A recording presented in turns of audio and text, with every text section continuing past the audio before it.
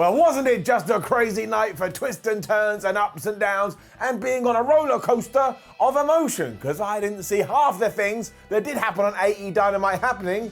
Even Jon Moxley was throwing out announcements. It was difficult to keep up, but wasn't it fun? You bet your ass. And that's why it's time to take the finger of power and go through the latest episode of AEW Dynamite and give the good bits an up and the bad bits a down. And don't forget tomorrow, 2 p.m. GMT, to tune back into WhatCulture Wrestling. We are going to do retro ups and downs for the Survivor Series 1990. I took control with this one. There was no vote, there was no poll, because come on, 30 years of The Undertaker, it may very well be the last time we do see him in a WWE ring. I mean, whoever knows, but we shall see. We have to do it. You got to take advantage of the situation. But for now, let's up those downs for AEW Dynamite.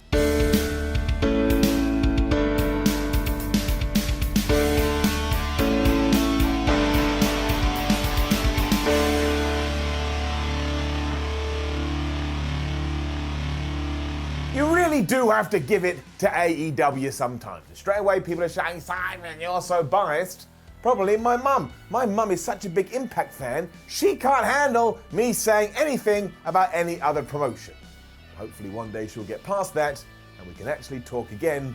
I miss her. Anyway, forget my personal issues, because our first match was the Young Bucks versus Top Flight. And we don't know who Top Flight are. They're just some random wrestling tag team, but All Elite Wrestling put on a video here featuring them, and within around 35 seconds you're like, yep, they sound like the future to me, let's see what they can do in the ring. And they were allowed to talk, they told us their story, they were treated like they were the next big thing, not Brock Lesnar, but who the hell knows? I mean, there was more narrative and more character depth here than some people I've seen on TV for months. And then we had this match, and my word, was it a lot of fun. Now, of course, they're still a work in progress, but they're meant to be a work in progress. They're a rookie tag team, but they have already proved that they have the athleticism, that they have the skills, that they have the speed, and that they would fit right into the style of AEW is Get It Up. I mean, so much was going on here. You would have had to watch it at 0.5 speed just to try and keep up with everything. And even Matt and Nick Jackson were a little bit perplexed, as they were like, well, usually we're doing that stuff, but they seem to be outdoing us, so they slowed the whole thing down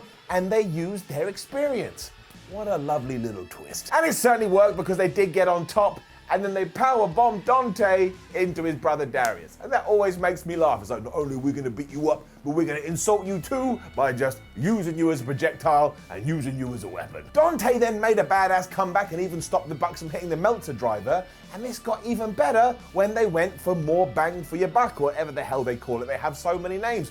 Because he reversed that into the most devastating move in all of sports entertainment. And I genuinely thought that Top Flight had beaten the tag team champions. I mean, the noise that came out of my mouth. What? Of course, though, the Bucks were always going to win, as they should have done, and they were able to wrap this up after the BTE trigger. But clearly we had plans for this brand new partnership, because TH2 were out and they started beating them the hell up until Nick and Matt Jackson made the save. Then this was just the first 20 minutes of Dynamite. It was like an injection of adrenaline right into your face. And just as a quick PSA, don't do that. In fact, don't inject anything into your face. Does it really sound like a good idea? Why do I need to tell you this stuff?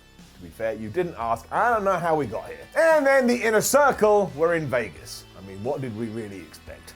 I mean, it was just all the most ridiculous things wrapped up into one. MJF and Jericho were having a drinking contest, and Wardlow and Jake Hagar continued their staring contest, including just throwing these two guys into each other like, oh, I'm stronger than you, and someone else like, oh, I'm stronger than you. And Sammy Guevara the whole time was a little bit like, I don't like this Maxwell Jacob Friedman. I think he's a piece of shit. Then from nowhere, Conan turned up in some kind of limo, and there was a lot of smoke going on, wink, wink, nudge, nudge.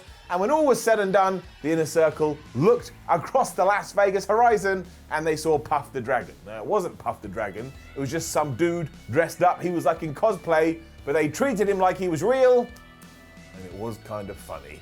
And we're getting part 2 later. And then Jon Moxley, man, I tell you, as if he couldn't be a bigger baby face, he just goes and drops some news in a promo that makes you go, John, I want you to win everything. Up. Because yeah, as he was singing the praises of being the AEW World Champion for so long, which he credited to his dad for giving him great advice, so straight we were like, oh, Moxley, you're just so the best. He told us that he is indeed going to be a dad soon, and then Renee Young, or Renee Paquette, I can't pronounce her last name, I don't know how it goes, she confirmed that on Twitter. I mean, all of this, it made me feel so warm and fuzzy in my tum-tum, and I now just want Jon Moxley to not only take in the professional wrestling world, I want him to take over the world. I mean, that's not true, but my word, did it make me feel good. I mean, he's probably Wrestler of the Year, right? Sit down and think about that for the rest of the day. Who has had a better 2020 than the Mox?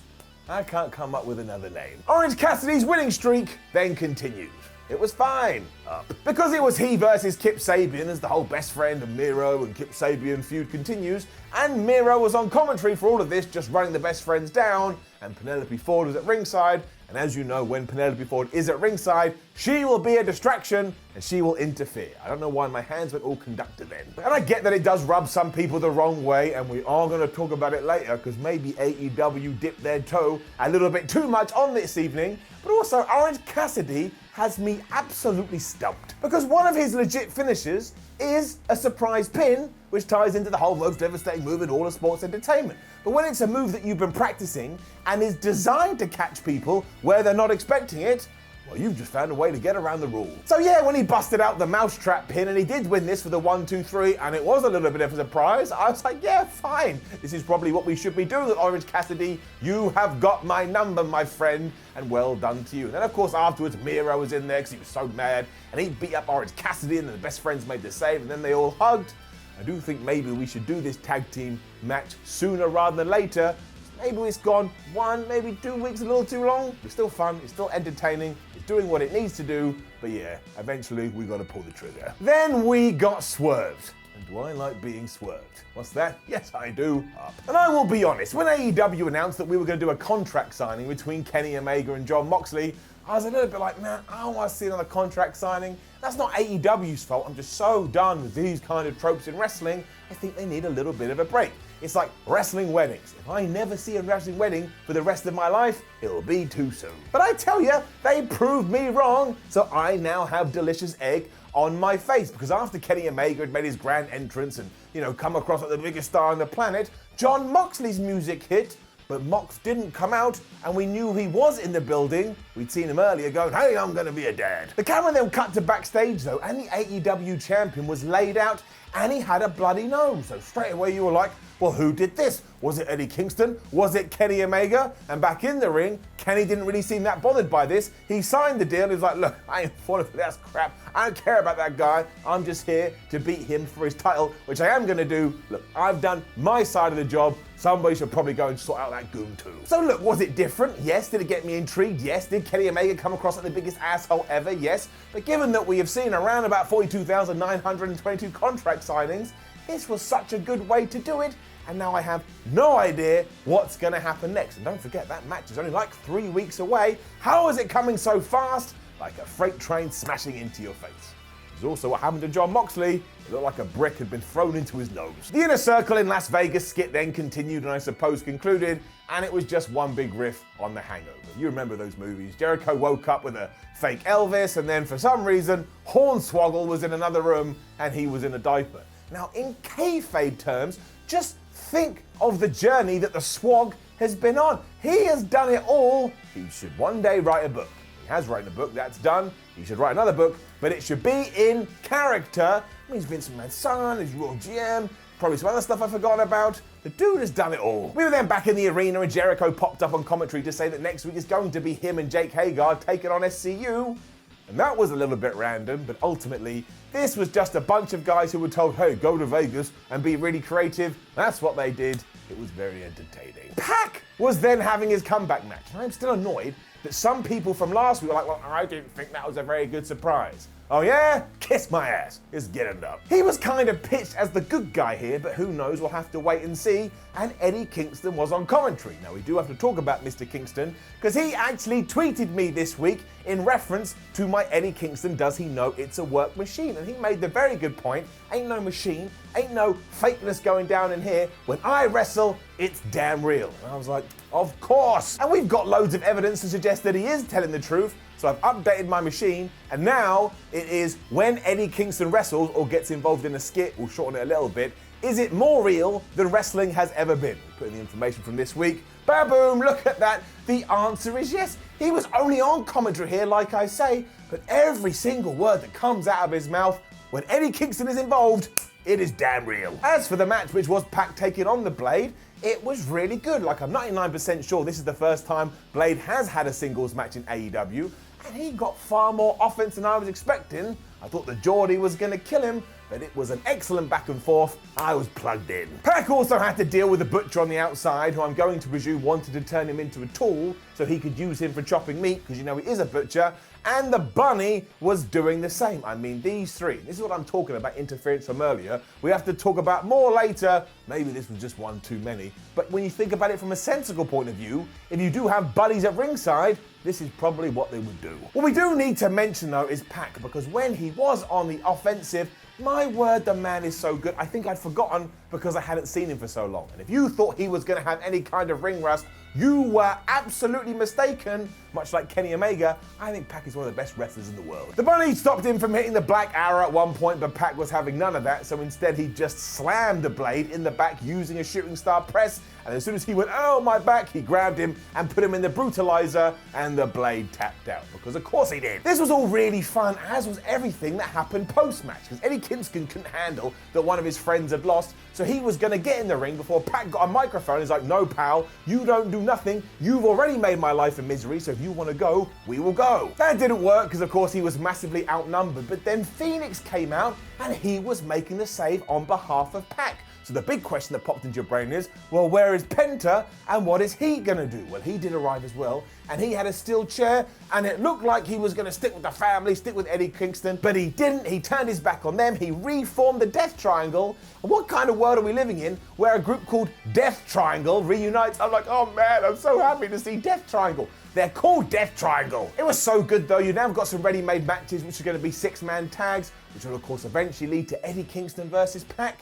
And as far as I'm concerned, as we already know, that is going to be the most real match of 2020. A very bizarre segment then followed, because we jumped backstage and Jade Cargill from last week had Brandy Rhodes trapped on the floor with her arm in a chair as Nyla Rose and Vicky Guerrero stopped anybody else from approaching. I do need to say this. I hope that AEW doesn't just forget that Nyla Rose got slapped by Vicky Guerrero. I would like that to go somewhere, because, you know, Nyla Rose is a monster. She shouldn't be taking that crap. What I suppose it does mean is that all these three guys are on the Shaq train. Wait, no, Shaq ship, that's better. Really hard to say and very, very dodgy. And eventually, they broke Brandy Rose's arm by standing on that chair before Big Swole came in to make the save. So once again, I don't really know where this is going. I suppose the ex-basketball legend is going to come in and he's going to be a super bad guy? You tell me. Also, quick side note, for anyone that didn't like Brandy Rhodes' promo last week, I think you've lost your damn mind. I mean, this was on Eddie Kingston, I think wrestling is real, levels of good. I then think we had one of the best AEW women's matches so far. It was Serena Deeb taking on Thunder Rosa for the NWA women's title. It was just so well put together. Deeb and Rosa busted out some chain wrestling to start things off, so you were able to settle into this. But then before long, they were outside and they were throwing each other into the apron and they were throwing each other into the barricade. They were just having a really good professional wrestling match within the guise of modern 2020. And then there was more interference. This ties into what I said earlier. It's a useful tool, but you don't want to do it in every single match, because I picked up on it and I wasn't consciously looking for it. My brain just went, oh, Simon, there's a lot of interference this evening. I was like, brain, you're right. But yeah, halfway through, Reba, Rebel, whatever you want to call it, distracted the referee when Britt Baker grabbed Thunder Rosa and absolutely wrecked her on the apron. Now, it didn't directly tie into the finish, because Thunder was able to get back in there and have a little bit of an attack, but it did ultimately end it for her. She got hit with a modified Angel's Wings. Serena Deeb is still your champion, and understandably, Thunder Rosa was pissed. As soon as she saw Britt Baker in the crowd, she kicked her ass. Now, it does get away with it, because afterwards I was like, man, Britt Baker versus Thunder Rosa? I need that kind of feud in my life, so we will keep our eyes on it. Or if Rey Mysterio is watching, hello Rey, love your work. We were then backstage with Long John Silver and Anna Jay, they of the Dark Order, and they were saying, hey, Anna Jay, you've been doing really well recently, and therefore Brody Lee, who, by the way, we haven't seen in months, has got in touch with Coney Khan and demanded that you have a title shot next week.